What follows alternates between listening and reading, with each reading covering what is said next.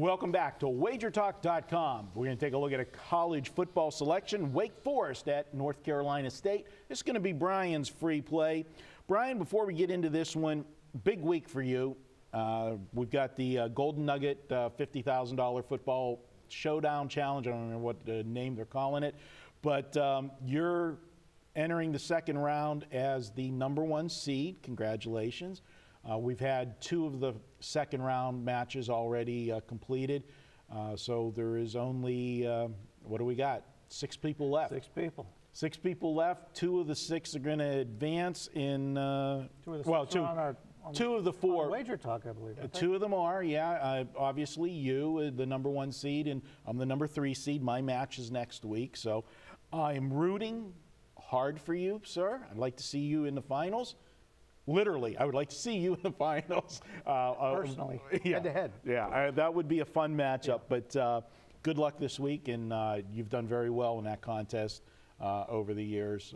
I know you don't like finishing second, but second is better than finishing third. Second pays in every contest I'm in. Yeah, so there you go. And like I used to say in horse racing when I got the second place checks, 2 second place checks equal a win in horse racing. So we'll hope that, you know, if you don't win it, if you're second and it's another guy I know, I'd be happy with that. You know the other guys that made it to the final? Yeah. All right, let's move on here. Brian, oh, I love you. All right, buddy, this is your play. And I got to say, this is a god-awful ugly game you picked, you know? You did mention I was in that contest against another opponent, didn't you? Yeah, you're in. Some people watch these videos. Yeah, I know. Who is your matchup this week? Sam KO out of Portland. Yes. I've met him before in Vegas. Really nice guy. Nice guy. I actually sat in for Matt Yeomans the week that it was his first week match. And actually, both contestants advanced that week with their records. He went against, I think, Ron Boyles. Ron Boyles. Yeah, Ron Boyles, one of the 4 finalists. So, you know, very good handicapper, Ron. And another guy from the Pennsylvania. They get good handicappers in Pennsylvania. They all leave the state. Well, they come here, you know. Except for Joe Gavazzi, isn't he still there? He's still there, yeah. He's still in Pittsburgh. All right. Tell our listeners, why the hell are you looking at this game? I'm probably not going to use it in the contest on Friday. Actually, you know, I bet the Wake Forest game under last week against Clemson. Clemson, without the star quarterback, who's coming back this week, by the way, that offense is lousy. And are you saying Stout's a stiff? Like his dad was? No, he's not as stiff. It's just the team doesn't perform as well with him. But the only reason that there were points put on the board was because of mistakes, fumbled punts, that kind of thing. So even though I had the under in that game and lost it, I can come back this week and bet it because I think the result of that game on national TV actually give us a little bit of a line value on that game. Well, this is a situation with Wake Forest and NC State. You look at NC State, and they're sitting at 5-5, and they've got 2 games remaining. They got to win one of the 2 remaining games to become bowl eligible. You know, I hate that you finish 500 and you get rewarded, but it's better than losing. So, being that this is their last home game, and it is obviously a very winnable game, I think you're going to get a big effort from them defensively. And you look at this Wake Forest team, they can't score points. They're a bad team. They've only scored more than 17 points once in their last 5 games. And the fact that, because the game means so much for NC State, for me, a lot of times I look at teams when people talk about must-win situations, and I know when you're talking about a garbage game like this, you don't want to use must-win, but as far as the bowl situation goes for them, it is must-win one of the last 2 games, and this is the most winnable game because they don't want to go on the road and have to win against their arch rival. They don't want to put everything on the line with them. So what I'm getting at is a lot of times teams play not to lose instead of playing to win.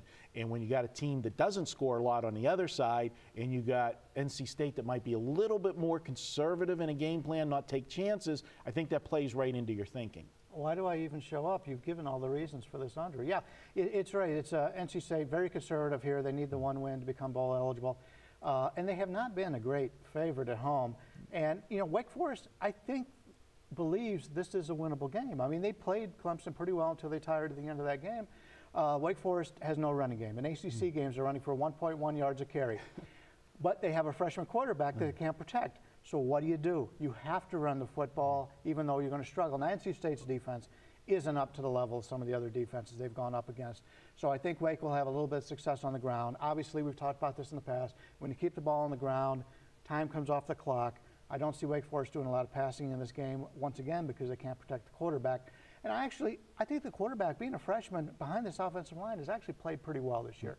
The thing is, I'm amazed he's still healthy after all off the hits he's taken all this year. NC State's not a good favorite, and like you mentioned, this is one of those games where they'll want to be conservative. Cannot lose at home to Wake Forest. They need this win, which sets up, to me, an underplay. Yeah, and if they do get the lead against this team, they're going to run the football to get in and get out, shorten the game, not to take chances for a comeback. So I agree with you. Take a look at Brian's play. He says to take the under. I also want to tell you guys, head over to wagertalk.com this weekend. Check out Vegas Synergy.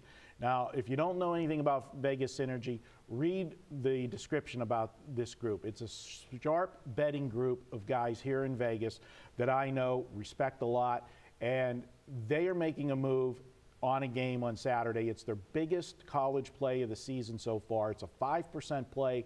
It is their conference game of the year. Last Saturday, and these are guys that are high volume guys, they bet a lot of games. They went 12-2 last week in college football. You can check them out. Wagertalk.com. Vegas Synergy has their 5% college conference game of the year on Saturday, and it's available for release right now. The play is up. And I just wanted to point out, I was joking about the contest coming up. I actually bet this under 47 off the opener, so this is a game I've actually bet.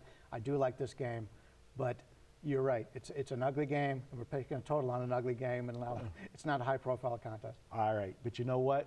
When you cash the ticket, they cash the same. Yep. I bet the poker, World Series of Poker last night. I'll bet anything I feel I got an edge in, and I did cash that ticket, so thank you. All right, he's Brian Leonard. I'm Marco D'Angelo. We'll be back. We're going to head to the NFL now. Got a couple games for you on Sunday and the Monday night game coming up. Wagertalk.com.